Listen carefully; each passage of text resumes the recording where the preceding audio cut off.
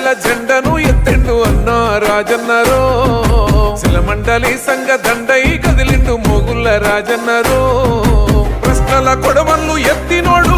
ఎత్తిన పిడికిలి దించనోడు హక్కుల నోవై సాగినోడు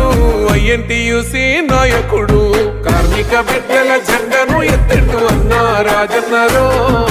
శిలమండలి సంఘ దండై కదిలిండు మొగుళ్ళ రాజన్నరో